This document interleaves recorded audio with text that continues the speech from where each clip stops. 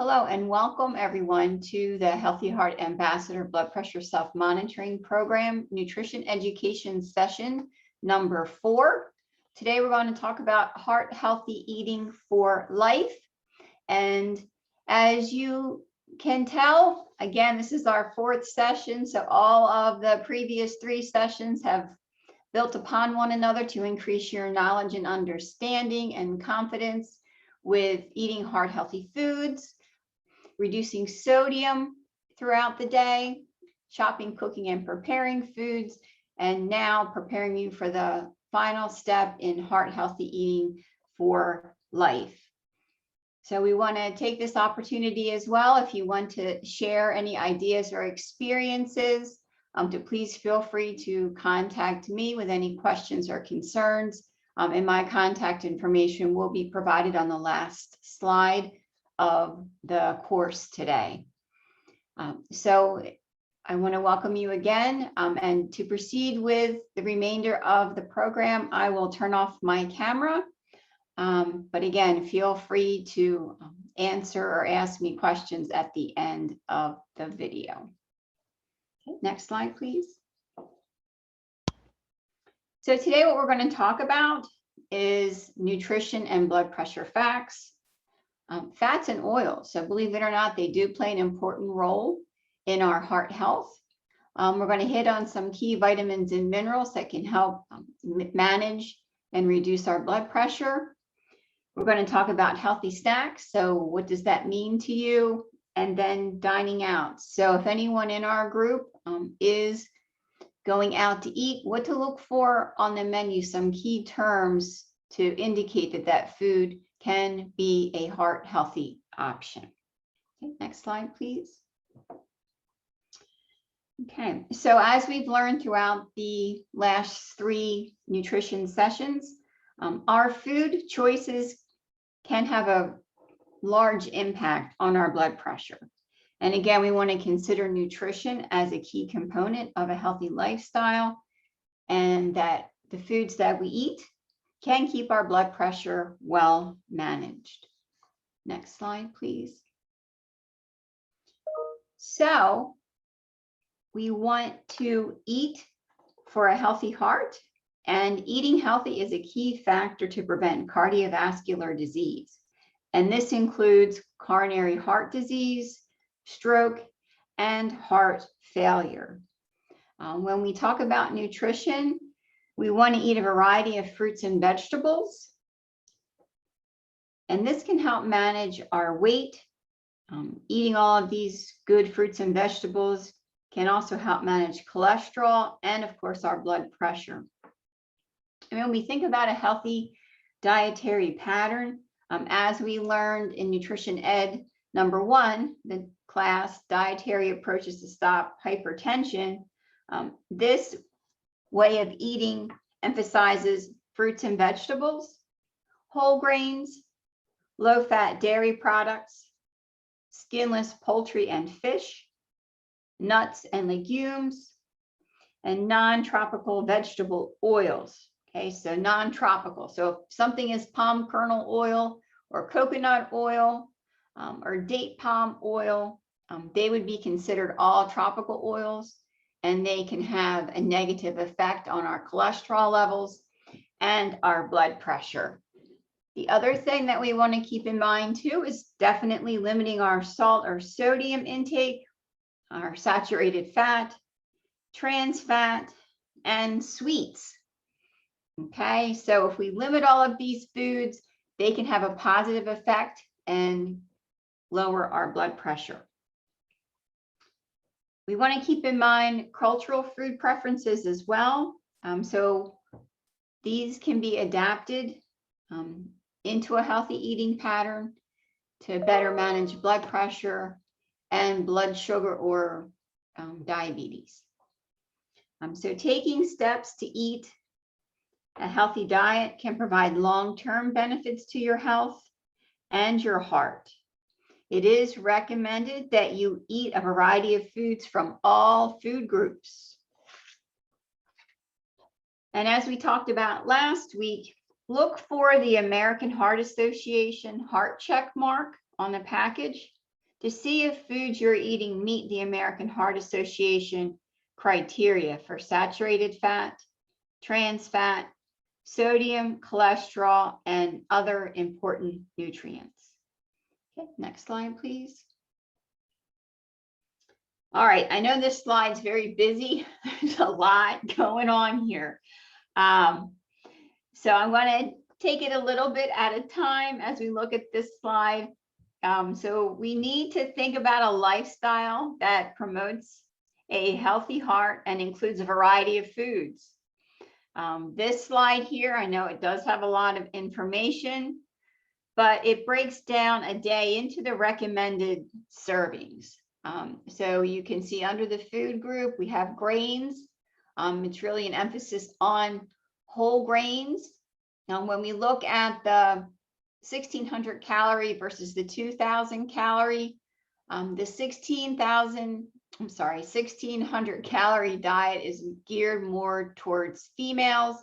The 2,000 calorie geared more towards males. So when we're looking at serving sizes, again, for females towards the lower end, for males towards the higher end of the servings. And you can see anything that's going to be a whole grain is going to be a good option. So whole grain pastas, whole grain breads, brown rice, maybe some of the ancient grains, so like quinoa or amaranth or teff, any of those whole grains. And again, it's only going to be about a half a cup. So they're going to go a long way in providing the fiber that our body needs to help reduce cholesterol levels, and just a good way to get in more fiber, a little bit more protein. For vegetables, again, a variety, all kinds of colors and textures. So when we look at veggies, again, 1 cup of leafy greens, a half a cup of cooked vegetables, or some vegetable juice. Just be mindful if you choose vegetable juice to review the nutrition facts panel to see how much sodium might be in the vegetable juice. Low fat or fat-free dairy, again, equal number of servings for men and women, and serving size is 1 cup of low-fat milk or fat-free, 1 cup of fat-free or low-fat yogurt, and again, 1.5 ounces of fat-free or low-fat cheese. Now, when it comes to lean meats, poultry and fish, again, for women, 3 to 6 ounces of cooked meat, poultry or fish per day, and then for men, a little bit less than 6 ounces. So again, you can see lean meats, grilled fish, anything, pretty much 1 ounce of lean meat, poultry or fish equals 1 serving, and is going to provide a nice good source of lean protein as well. As we kind of get towards the bottom of the list, so the fats and the oils, we're going to use those sparingly. So just about 2 servings per day, so about between a teaspoon and a tablespoon, because fats and oils do have twice the amount of calories as carbohydrate and protein. Nuts, seeds, and legumes, again, being moderate in our intake of those foods, just because of the amount of calories and fat per serving. But nuts and seeds and legumes are also heart healthy as well. So to balance those out in moderation. And then sweets and added sugar. So I guess, the guys are allowed to eat a little bit more than the women are. But again, just being really mindful of that added sugar in our diet that can also lead to inflammation in our bodies if we're not taking some other necessary steps to counteract that. Okay, next slide, please. All right, sodium. Okay, it's very important to remember to look for ways to reduce sodium intake for healthy heart. As we learned last week, most Americans eat way too much sodium, and this does increase our risk for high blood pressure, heart disease, and stroke. Most of the sodium that we consume comes from processed and restaurant foods. And the only way that we can really get a good idea of how much sodium we are eating, either per meal or throughout the day, is to read the nutrition labels. Okay, we need to be mindful and continue to eat more servings of fruits and vegetables each day. So they don't have to be fresh, they can be frozen. So frozen fruits and vegetables have a longer shelf life. So don't be afraid to use them. So more intake of these fruits and vegetables are going to lower our blood pressure. Eat out less. So cook more at home, right? It's pretty amazing if you do go out to a restaurant, especially if it is a chain restaurant, and you can look up the nutrition facts on the web, even before you go out, just to see how much one meal at, say, Outback or Chipotle or wherever you might like to go can have a whole day's worth of sodium.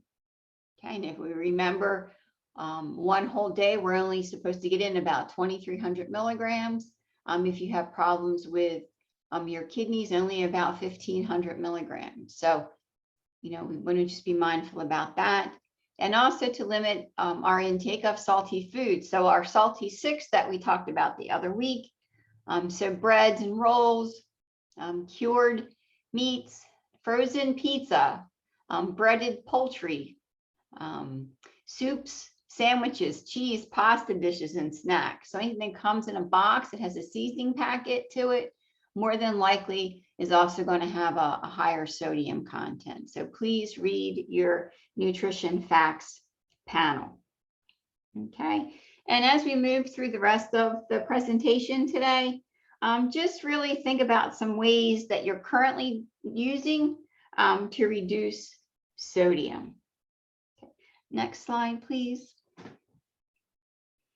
Okay, so fats and oils.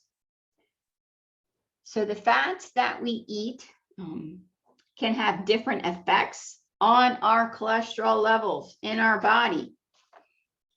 When we think about saturated fat and trans fats, these actually raise our LDL cholesterol or our lousy cholesterol. And these are the types of fats that are solid at room temperature.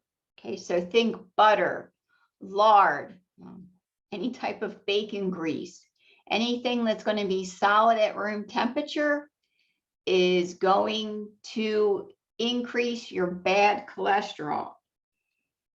Monounsaturated fats and polyunsaturated fats can help lower LDL cholesterol levels, which is very beneficial to heart health. And these fats are liquid at room temperature. A lot of research has shown that omega-3 fatty acids decrease the risk of arrhythmias, so abnormal heartbeats. Omega-3s also decrease triglyceride levels, slow the growth rate of atherosclerotic plaque, and can slightly lower blood pressure. Okay, so you may be sitting back there wondering, what are some good sources of omega-3 fatty acids that I can try? So if animal sources, mostly is going to be from cold water fish.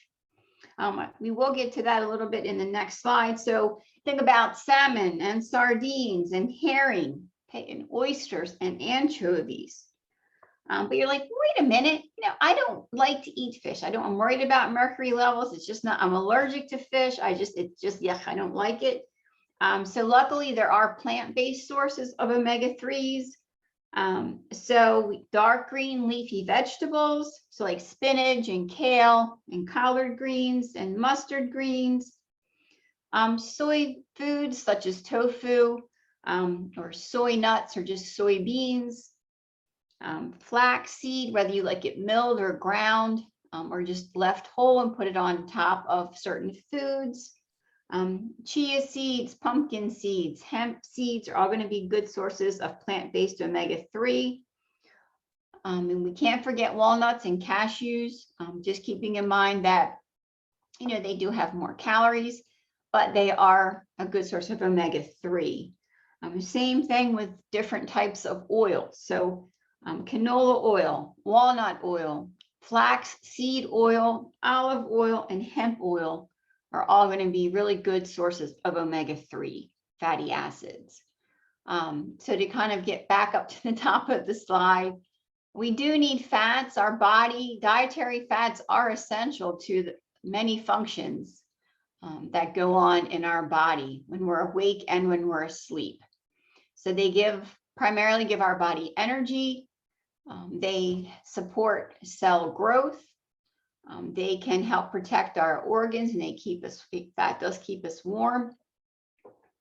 And it does help our body absorb nutrients. So especially those fat-soluble vitamins such as vitamin A, vitamin D, vitamin E, and vitamin K.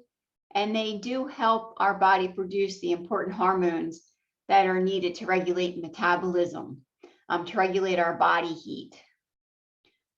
Okay, so next slide, please. All right, so fats and oils. Let's try to identify some if we can. Okay, so let's take a look at some examples. Okay, so we talked about we want to decrease saturated fat, and where can we find that? Okay, so any type of fatty beef. We all know that beef, has a nice marbling that goes through it, again, to give it that taste and umami taste when we eat it. Just be mindful of the amount of marbling, but definitely, a lot of the fat that's around the edges of the meat, to kind of trim that down a bit before we cook it. Also, lamb and pork, poultry with skin, beef fat, lard, cream, butter, cheese, other dairy products that are made from whole or reduced fat milk. And we want to also pay attention to those tropical oils, so that palm oil and that coconut oil. Okay, so these are all sources of saturated fat, which we want to decrease as we're learning to eat heart healthy. We want to watch out of our intake for trans fat. So you're going to find this in those snack foods, those savory snack foods and the baked goods. Okay, so just be mindful about your intake of cakes, pies, and cookies, crackers, all that stuff that we like to snack on every once in a while. Not that you can't have these types of foods, just not something that would be good to have every day of the week. And we can't forget about the good fats that we just mentioned in the previous slide. So monounsaturated fat is going to come primarily from oils, so such as canola oil, peanut oil, safflower oil, sesame oil, and avocados. So if you like to cook, saute, even making homemade salad dressings, to choose these types of oils in which to mix your vinegar or other acidic nutrient like lemons or oranges or limes to make a dressing. Same thing with polyunsaturated fat. Again, a lot of that's going to come from oil. So soybean, corn, sunflower, and then we can't forget about the cold water fish that are a good source of omega-3. So the salmon, mackerel, herring, trout, again, sardines are all going to be a great source of polyunsaturated fat as well as omega-3 that our body does need. Okay, so again, nuts and seeds, you can see the list here. Just be mindful if you are concerned about mercury, that albacore tuna has a little bit more mercury than some of the other cold water fish listed on the slide. Okay, next slide, please. All right, vitamins and minerals. There are several vitamins and minerals that are critical to heart health. Studies show that a diet rich in vitamin E produces a reduction of more than 40% in the risk of stroke, heart attack, and heart disease. Vitamin E is found in nuts and seeds and cooking oils. So that is a good thing. Okay, so vitamin E. Vitamin D. So there's been reports from Cleveland Clinic that vitamin D helps treat diabetes and cancer. We know, as we were growing up, get your vitamin D to help build strong bones and teeth. So that is still true. But vitamin D can also prevent heart disease. So good sources, of course, are sunlight.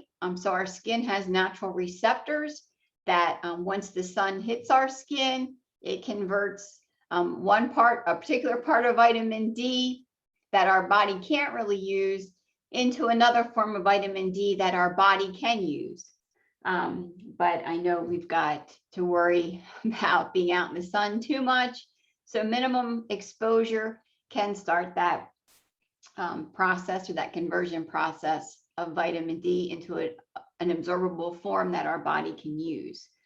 Of course, milk and cereal are fortified. So again, they're a good source of vitamin D. And as we look at potassium, one of the primary benefits of potassium is its ability to lower blood pressure, which in turn can help lower the risk of heart disease. So there was a report done, I know this is a little while ago, but there was a report done back in March of 2011 in an issue of Current Hypertension Reports, and intakes of potassium in amounts of 4,700 milligrams per day can lower blood pressure and reduce the risk of heart attack and stroke by 8 to 15%. And if you remember back to nutrition education session number 1, when we talked about the DASH way of eating, 4,700 milligrams is the recommended amount that we take in to help better manage our blood pressure. So you can see there's a huge variety of foods where we can get potassium from. Okay, so again, lean meats and citrus fruits and juice and potatoes and lima beans, tomatoes and spinach, cantaloupe, mushrooms, fat and low-free dairy products. So it's pretty much in a lot of foods that we eat. So lots of fruits, veggies. Okay, so that's why we want to encourage, if you can, to eat a lot, so that 4 to 5 servings a day of fruits and vegetables, and hopefully you won't have any main issues with meeting the recommended daily allowance of 4,700 milligrams. Magnesium plays a really key role in heart health. It's an essential mineral, and it has a positive effect on our heart. And when I say it's an essential mineral, means we have to get that from the food that we eat. Our body cannot make magnesium, so we must get it from our diet. The National Institutes of Health, they reported that magnesium maintains blood pressure and proper heart rhythm by keeping the muscles functioning properly. Okay, we need to keep our heart muscle functioning. So great sources of great sources of magnesium are going to be nuts and beans and spinach and peanut butter and halibut, potatoes and avocados. So hopefully everybody in the group today likes a lot of these foods that we have mentioned, so you can find ways to fit in these heart healthy foods. Okay, next slide, please. So more about potassium. So why the emphasis on potassium? So it can reduce the effect of sodium. So the more potassium that we eat, the more sodium is excreted through our urine. And potassium also relaxes our blood vessel walls, which in turn helps reduce blood pressure. So we just are asking you to please remember to eat a variety of foods, including a lot of colorful fruits and veggies, to help your body to consume all of its heart healthy ingredients. Okay, we talked about potassium and that 4,700 milligrams is recommended per day. Unfortunately, as most Americans, we do struggle to meet that goal. and we fall just a little bit low, and we only consume about 2,640 milligrams per day. So as you can see, that was based on the USDA back from 2010. So on average, that may have gone up or it may have gone down. So we were not provided any additional information in our learning packet about our average potassium intake as of 2020. Okay, well, keep in mind that as you get older, too much potassium might not be a good thing. Okay, it is more difficult for older adults to remove potassium. I'm sorry, more difficult for kidneys to remove potassium from the blood. Okay, so especially you just want to keep in mind if you have any problems with your kidneys, so any chronic kidney disease, stage 1 through 3, or if anyone in the group today is on dialysis, you want to really talk with your healthcare provider about what your optimum potassium intake per day should be. Okay, next slide, please. All right, so recommendations on vitamin and minerals from the American Heart Association. So again, the AHA recommends that we eat a balanced, healthy diet and that we include a variety from all food groups, that we consume the recommended amounts of omega-3. I know we didn't get too much into EPA and DHA. It's not a food science course, but we could certainly go more in depth to those 2 essential fatty acids. Just know that they're namely found in cold water fish and also in eggs and also in breast milk. Okay, you want to try to aim or set the goal for at least 2 servings of fish per week. I usually have fish or salmon. I love grilled salmon. So I usually have grilled salmon on Monday nights, and I have sardines once a week for lunch, a whole can. So that's like 2 servings. So that's how I get my 2 servings of fish in per week. Really not that difficult. Keeping in mind too that the importance of getting that EPA and DHA in, especially if you do have heart disease, consuming about 1 gram per day.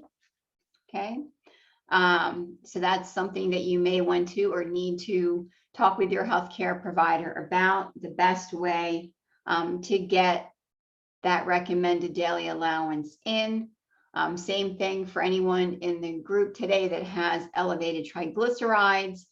That 2 to 4 grams per day, that may or may not be achievable without adding some type of supplement into your day. So again, always consult your healthcare provider first about taking any of these omega-3 fatty acids. Okay. Also, it is not recommended to take antioxidant vitamin supplements. Okay, so the antioxidants such as vitamin A, vitamin C, and vitamin E. Again, you want to talk to your healthcare provider, and it's always better to get your vitamin and minerals in by eating a balanced, varied diet. And if you don't think you can reach your vitamin and mineral goals through your diet, again, always check with your healthcare provider before starting any supplements. There may be some interactions with any medications that you're taking. Some supplements may have a filler in there. You may be allergic to something like that. So always double check with your healthcare provider or pharmacist to get recommendations. Okay, next slide, please. Oh boy, healthy snacks. Okay, so what does this mean? I mean, you guys have been waiting for this slide saying, oh my gosh, I love the snack. What's good? What is good for me to eat? So definitely anything on this list is an example of a heart healthy snack. Okay, so there's all, you got crunchy, you've got chewy, you've got sweet, you've got things that are going to quench your thirst. So again, with whatever crunchy, chewy, sweet, or thirst quencher snack you choose, check the label to see what the portion size is. Okay, so like just for unsalted almonds, okay, just the portion size is like 29 almonds. Walnuts, I think it's about 1 ounce, which is like a little bit less than a quarter of a cup, or right around a quarter of a cup. Apples and carrots and celery sticks and any type of veggie sticks or veggies are kind of free game. Okay, there's not a lot of calories. There's not a lot of carbohydrates. There's definitely not a lot of sodium. And if you do like to have that chewy or crunchy texture, so rice cakes or seeds or bread or toast or anything like that, again, just look to see what the serving size is. I know one of my favorite snacks is an apple with some walnuts and just a little bit of feta cheese on the side. That's one of my favorite heart healthy snacks. Same thing, I love whole grain pita. So the soft pita, I love to toast that and dip that with into some hummus and have some almonds or walnuts. So any type of any of these are going to be great heart healthy snacks. So one thing I will ask of you guys is to really think about, what does moderation look like to you? When you look at snacks or other types of foods that you're eating, what does moderation look like? What comes to mind when you think of healthy snacks?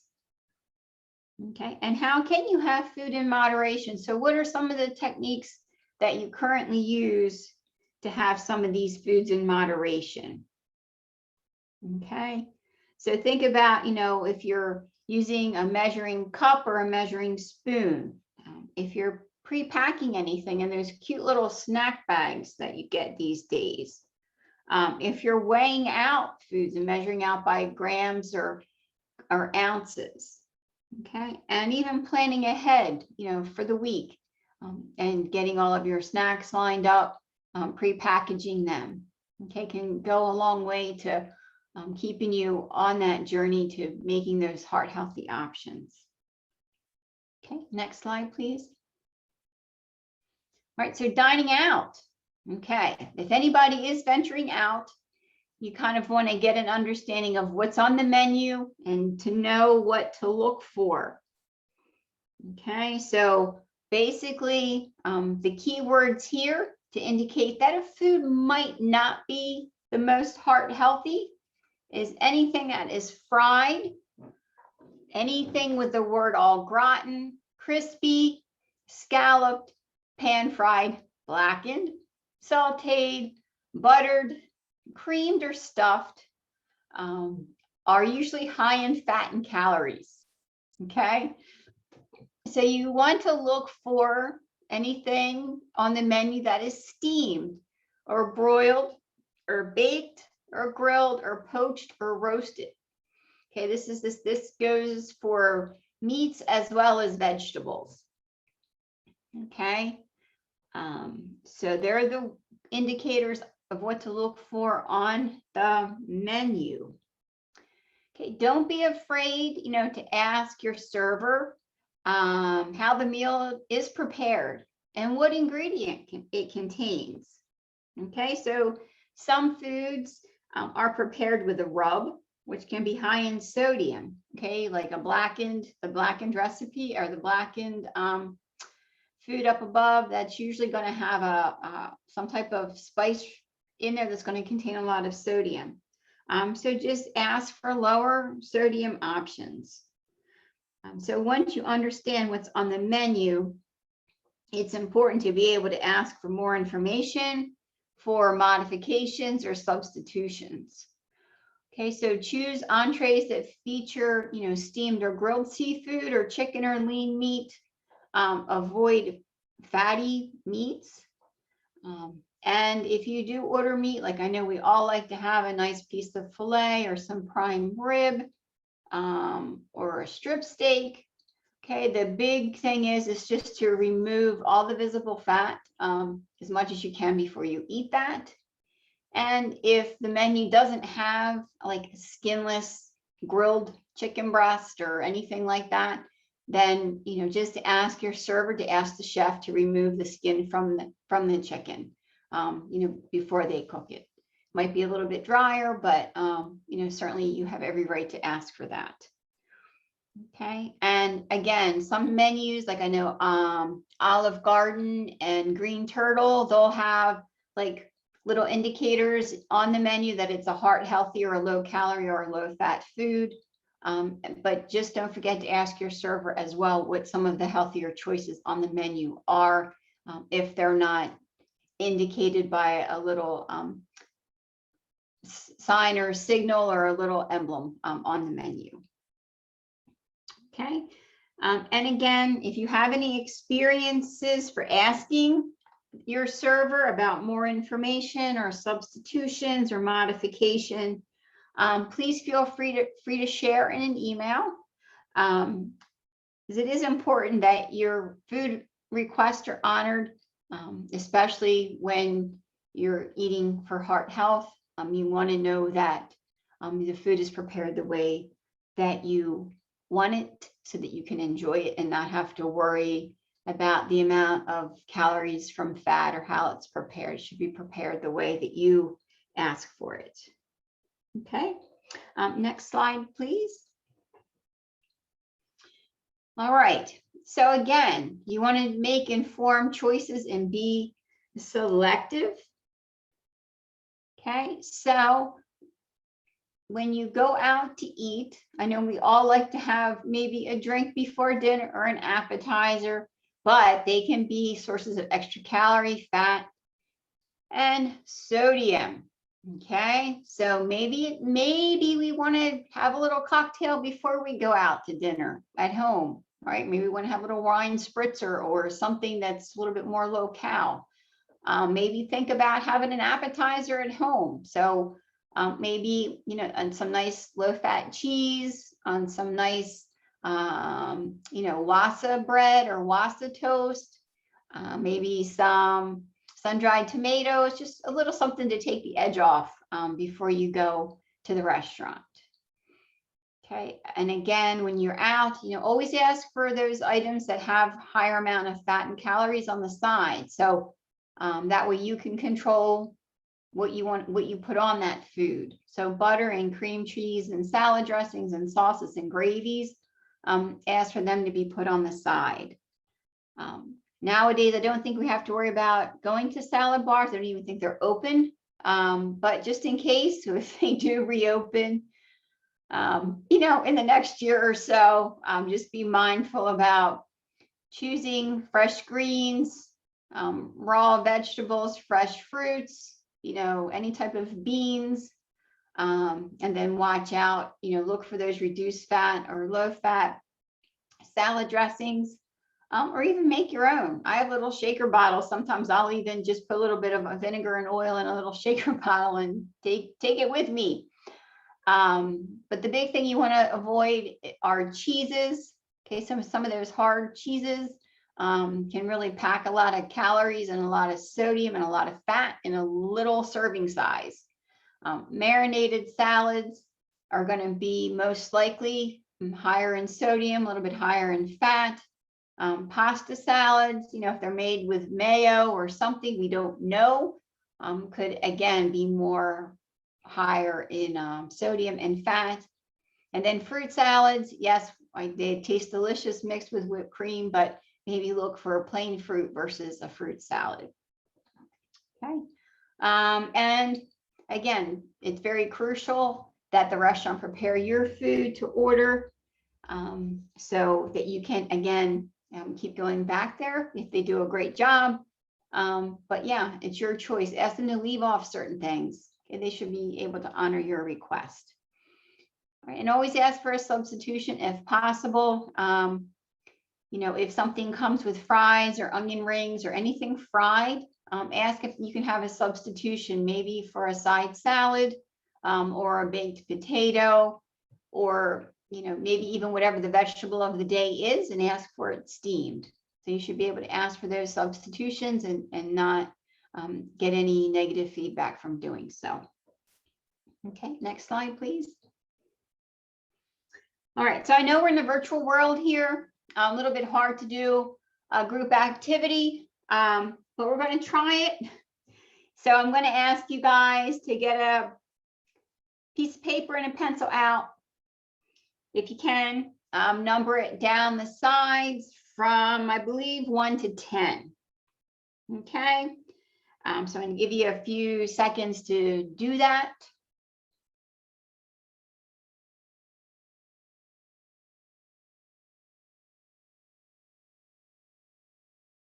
Okay, so next slide, please. I don't know if I was right with 10, but so what we're going to do here is play a little sodium sleuth game. Okay, so what I would like for you to do is next to each item, write down what you think the amount of sodium it has per serving. Okay, so for the bread, for the frozen plain cheese pizza, for the half a cup of frozen veggies, for the 2 tablespoons of salad dressing, for the 2 tablespoons of salsa, for 8 ounces of tomato soup, 8 ounces of tomato juice, an ounce of potato chips, an ounce of tortilla chips, and an ounce of pretzels. How much sodium do you think these foods might contain in the serving size?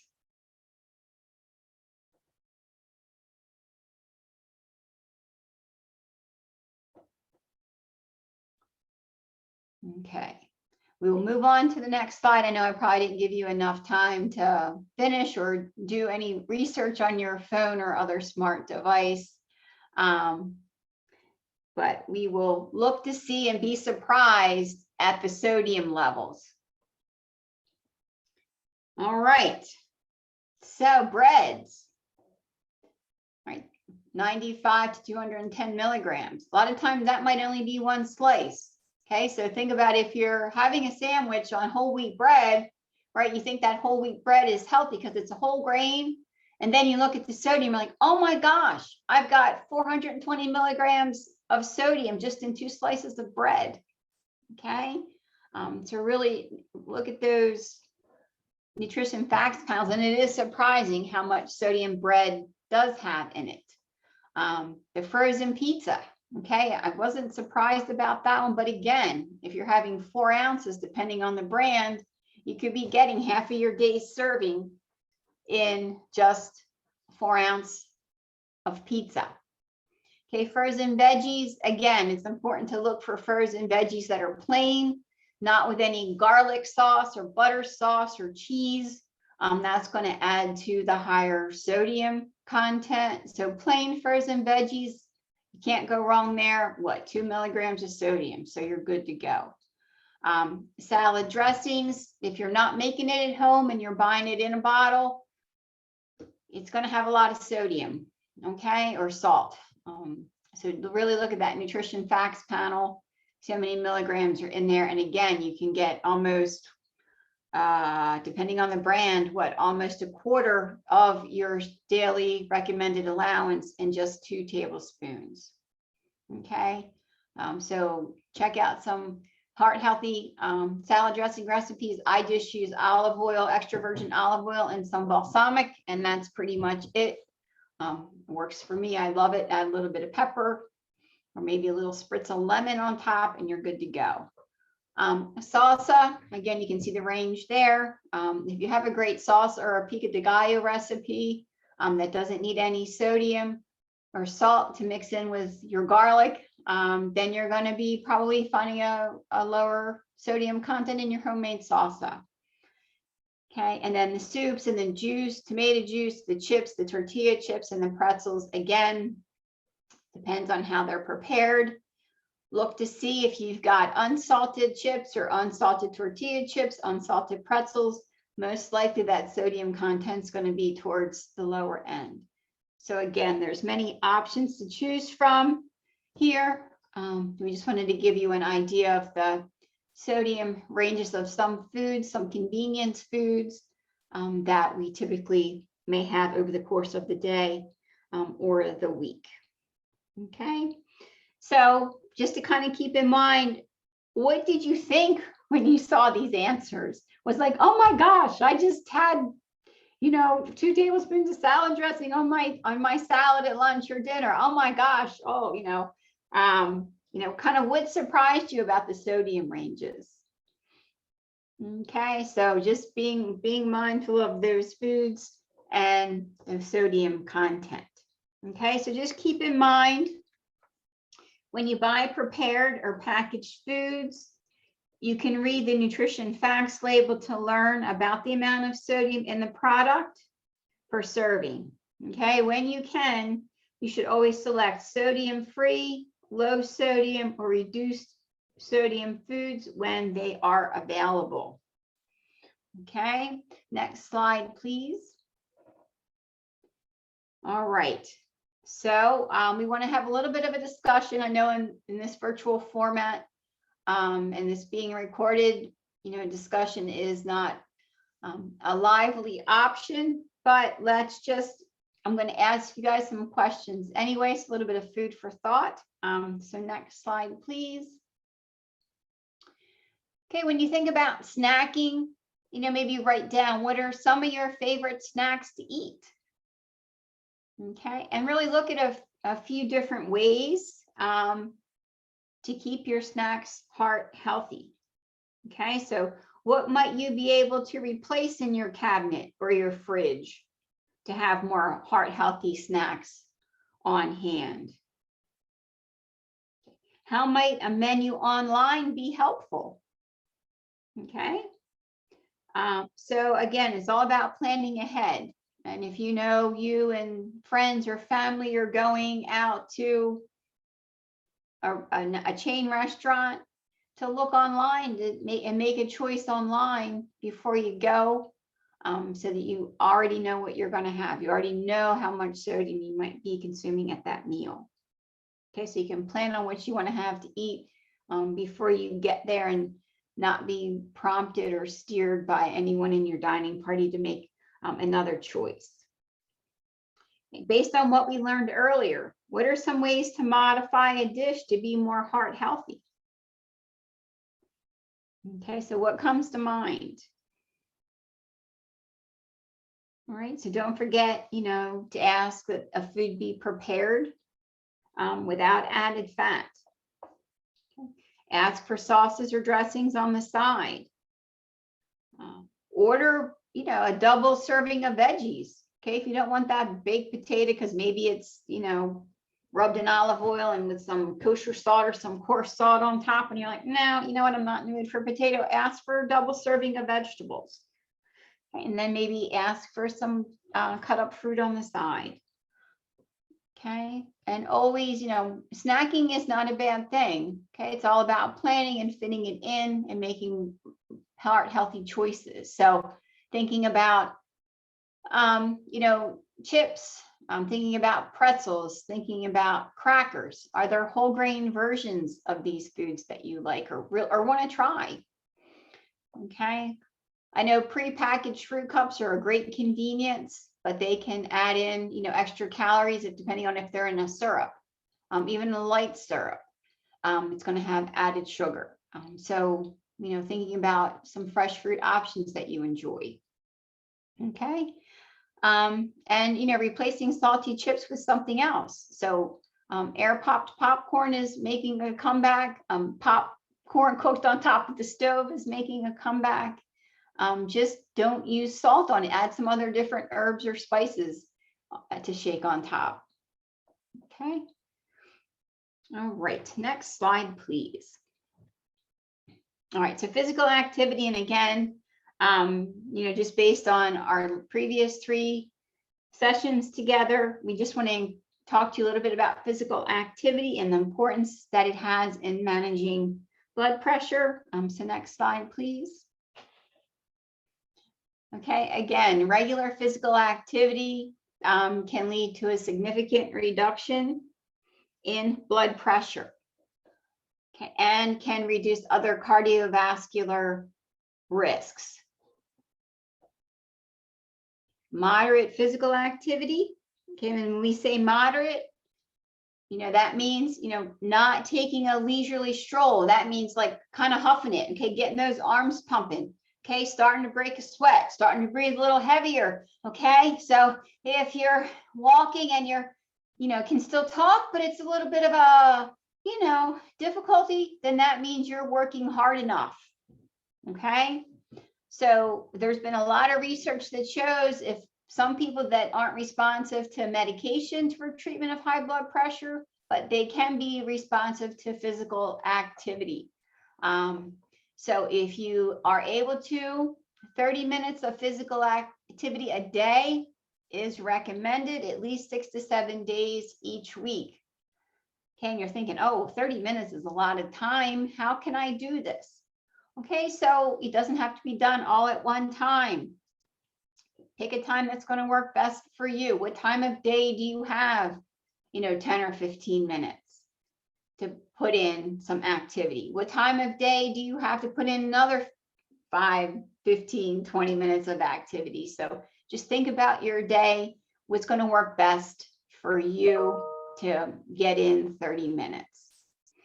Okay, this is a big step to being getting blood pressure under control, is this physical activity piece. Whichever one makes sense to start with first. If you'd rather get a better handle on eating heart healthy foods first, work on that first. Have your primary care provider write you a prescription to go talk with a registered dietitian so they can help you find ways to eat more heart healthy. Same thing with physical activity. Have your primary care provider guide you to a gym like the Y. They have personal trainers there that will work with you to determine the best type of activity for you and how to fit that in. Okay, so it is important to find ways that you can add physical activity into your day. Make a list of pros and cons. What's going to work? Why do I want to do this? What's my overall goal with having my primary care provider refer me into this program? What do I want to get out of it? What's in it for me, and how can I get healthier? Okay, so next slide, please. Okay, and again, the resources that we'll share with you that show either aerobic exercise, so where you get your heart rate up, okay, or maybe a lower impact exercise such as yoga or Tai Chi or Qigong. Okay, those types of more gentler movements can help with breathing, can help with relaxation, can help with stress management, all of which can help lower blood pressure. Okay, next slide, please. Okay, so just to kind of do a quick debrief before we go into our add-on section. So we're going to include some other information in the learning packet that was given to you today in the virtual format. Okay, so you should have gotten a couple of handouts titled "Why Should I Limit Sodium?" and tips for eating healthy when eating out, and eat for a healthy heart. Okay, I just want to remind everyone to self-monitor and track your blood pressure at home, as it's been determined between you and your program facilitator, and also determined between you and your healthcare provider if they want you to check more frequently than the 4 times a month that we are asking you to check as part of the Healthy Heart Ambassador blood pressure self-monitoring program. Okay, and just want to remind you that it is very important that you continue to attend your bi-monthly one-on-one sessions with your program facilitator to continue to get in that habit of monitoring your blood pressure and knowing what can affect your blood pressure throughout the day. Okay, so I want to thank you for attending the nutrition part of our program today. And now we're going to talk a little bit more about some evidence-based community resources. Okay, and then just to let you know what is available in Delaware that can kind of guide you to more health and wellness. Next slide, please. All right, so in Delaware, we have a lot of different programs available. We have the YMCA National Diabetes Prevention Program. So if there's anyone in our session today that does have prediabetes, we would encourage you to contact your local YMCA. Through the Division of Public Health, we have our Diabetes Self-Management Program. That program is geared for individuals that have type 2 diabetes. Not so much type 1, but type 2 diabetes. We also have our Chronic Disease Self-Management Program. This is a 6-week program, and so is the Diabetes Program. Right now they're meeting virtually, but just some more holistic information and approach to high blood pressure, high cholesterol management. And for those of you that have been attending the Cooking Ed, we are partnering with the University of Delaware to offer you guys the Simple Cooking with Heart program, where we learn to cook different types of meats and make some salads and how to choose and prepare heart-healthy seafood. We talked about the Walk with Ease program in Nutrition Ed Session 1. So that is still being offered through the University of Delaware. And then the Food Bank of Delaware, they have a couple initiatives that we're going to dive into here in the next couple of slides. So I will ask for the next slide, please. I'm going to ask for the next slide. I know I'm kind of a little bit redundant here. So for the YMCA, okay, this is for individuals that have a diagnosis of prediabetes. Okay, and is one day a lot? What does one day mean to you? What does 24 hours mean to you? So in 24 hours, actually 25 hours, you can better manage your prediabetes. Okay, so the National Diabetes Prevention Program is a year-long program for individuals with prediabetes. It's taught by a trained lifestyle coach. It reduces your risk of developing type 2 diabetes. With the 2 goals of the National Diabetes Prevention Program is a body weight reduction of 7% and to increase your physical activity to at least 150 minutes per week. To be eligible for this program, you must have a diagnosis of prediabetes or risk factors. So check out the YMCA of Delaware. They have the risk test right on their website, and you can see if you're at risk for type 2 diabetes. Okay, next slide, please.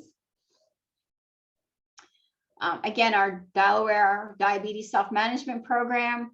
It's another evidence-based behavior change program. It was developed at Stanford University over 10 years ago.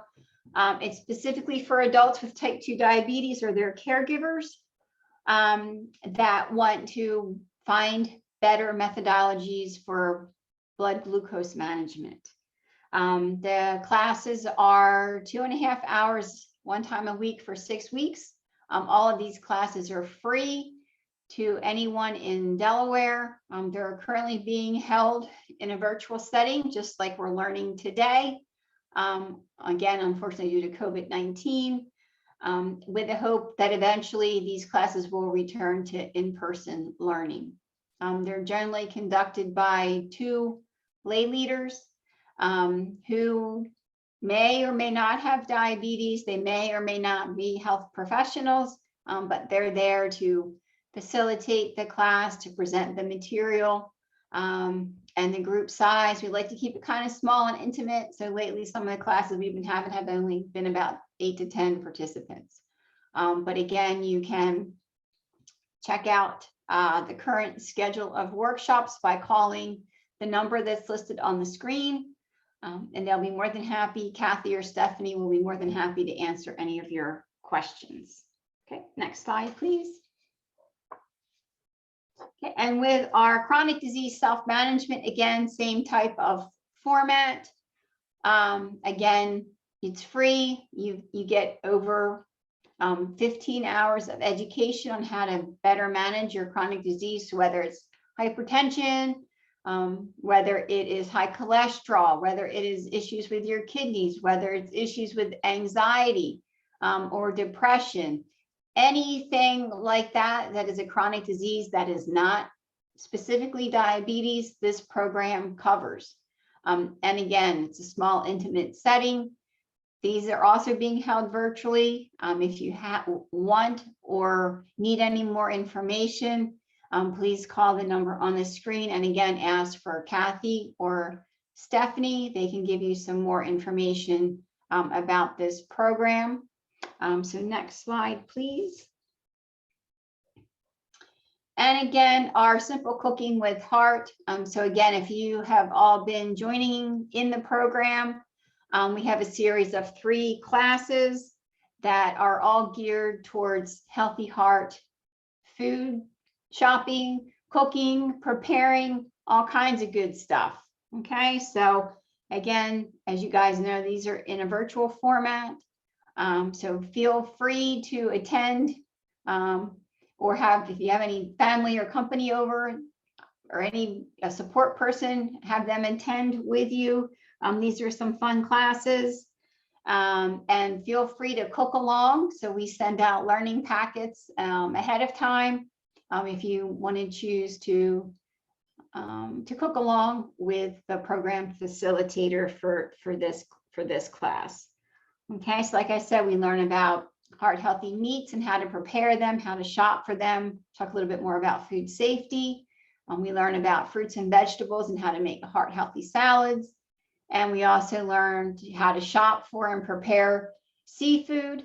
So I hope that you will join us if you're involved in the Heart Healthy Ambassador program and join in for some Simple Cooking with Heart.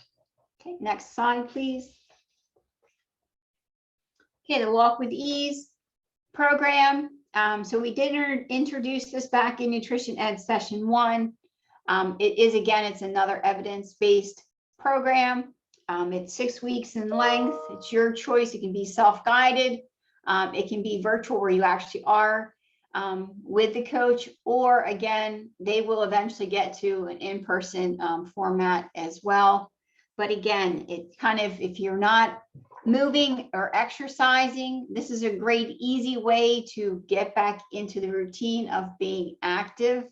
So the book or the class itself does all these great things. It teaches you how to stretch, how to strengthen your muscles for walking. It can help reduce pain and discomfort of other stuff besides arthritis, okay? And again, it's going to help you increase your balance, your strength, hopefully build more confidence to become physically active. So you can just put on your walking shoes and head out the door, and then overall improvement in your health. So hopefully your mood, your stress, all that kind of good stuff, your blood pressure, your blood sugar, your weight. So walking is a really great way to ease back into being active. Okay, and you can see here's the website. So you will be able to have that and click on that link and see when the next cohorts will start with the Walk with Ease program at University of Delaware. Next slide, please. And here are the offerings through the Food Bank of Delaware. They have a class called My Plate for My Family. So this is for individuals in our session today that might have younger children at home, so teenage years and below. So essentially it's for low-income individuals or families, but it's a very interactive class. It's being held virtual right now. So check it out on the Food Bank of Delaware website. And again, they have an Eat Smart, Live Strong. This is for older adults. And again, it really focuses on increasing physical activity, focuses on strength and resistance training, and again, focusing on healthy eating by consuming fresh fruits and vegetables. So if you go on Delaware Food Bank, they have a lot of good programs. This is just one of the offerings they have that is geared towards heart health. So next slide, please. Just some more resources in the community and throughout the United States. If you would like more information, always check out Healthy Delaware. You can see more information about our Healthy Heart Blood Pressure Ambassador Program. If you are still smoking and struggling to quit, we have Delaware Quit Line resources for you to check out. And again, nationally, we have American Heart Association, we have Million Hearts, we have the National Cholesterol Education Program. There's the DASH eating plans. If you want a lot more information about that than what you got in session 1, please feel free to check out their very in-depth website. You can even get meal plans on their website. So it's a great integrative working tool that they have. You can type in your gender, you can type in your age. I think you can type in your weight or the weight that you want to be, and it'll help you develop a meal plan based on calories for weight reduction or weight loss. There's other good stuff on there about the TLC, so lowering your cholesterol. And then again, Centers for Disease Control, a lot of great resources for heart disease and cholesterol. And next slide, please. And so I'd like to thank everyone for joining in for nutrition education session number 4, Heart Healthy Eating for Life. Please feel free to contact me either by phone or email if you have any additional questions about the material that was covered today. Thank you all so much for attending and have a great day.